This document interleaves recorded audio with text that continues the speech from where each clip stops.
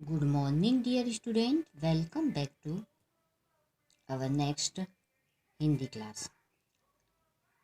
Previous video में हमने chapter number 9 complete किया। अब आज हम चैप्टर नंबर 10 स्टार्ट करते हैं। तो आप लोग बुक निकाल लीजिए, पेज नंबर 67 और चैप्टर नंबर 10। तो स्टार्ट करते हैं। देखिए, चैप्टर नंबर 10 का है नदी का रास्ता। चैप्टर का नाम क्या है? नदी का रास्ता। और क्या है? ये एक कविता है। ठीक है। अब कविता में क्या है? प्रस्तुत कविता में क्या किया? अभी पहले हम ये लेसन का परिचय पढ़ते हैं कविता का। तो इस कविता में क्या हुआ है? कवि ने नदी के माध्यम से एक महत्वपूर्ण प्रश्न उठाया है। क्या उठाया है? यानी वो कविता उन्होंने नदी की दी है, किंतु एक महत्वपूर्ण प्रश्न है कि जीवन में आगे बढ़ने के लिए व्यक्ति को इच्छा शक्ति और परिस्थितियों में से किसका अधिक महत्व है। ठीक है। यानी इच्छा शक्ति का अधिक महत्व है या परिस्थितियों में किसका अधिक महत्व है।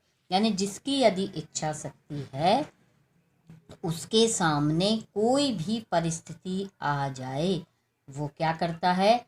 आगे बढ़ता चला जाता है। ठीक है।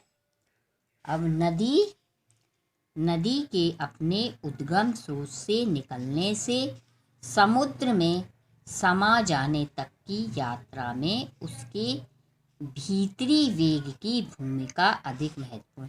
यानी नदी जहाँ से निकली है, जो स्रोत से उद्गम हुआ है, यानी उसका प्रारंभ हुआ है या निकली है उस स्रोत से, और समुद्र में जाके समाई है, यहाँ तक की यात्रा में उसकी यानी अंदर की आत्मशक्ति है, यानी उसका वेग है की भूमिका ज़्यादा महत्वपूर्ण है या ऊंची नीची भूमि का।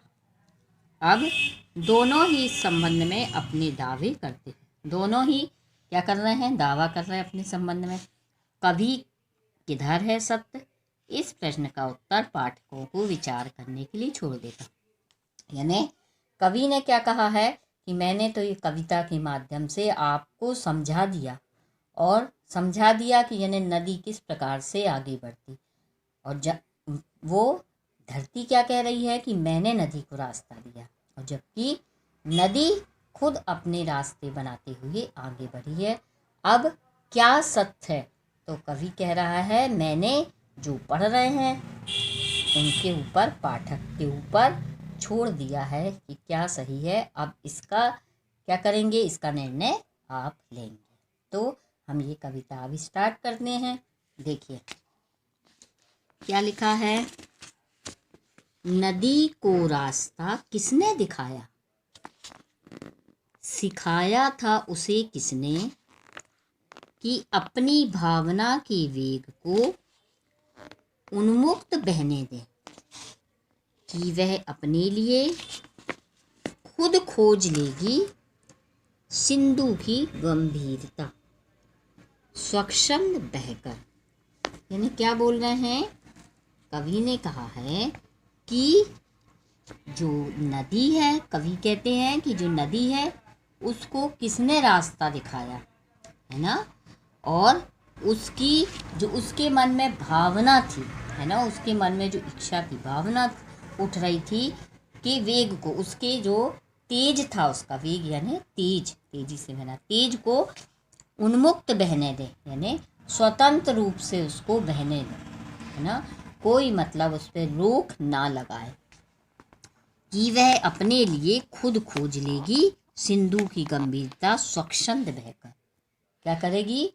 उसको बहने दो, अपने कोई रोके नहीं, उसको स्वच्छंद रूप से बहने दो, और वो सिंधु यानी सागर, समुद्र जो कि गंभीर है, चुपचाप है, तो उसमें यानी वो अपने आप सिंधु का यानी समुद्र का रास्ता खोज लेगी बहते बहते, उसको कोई भी नहीं रोको।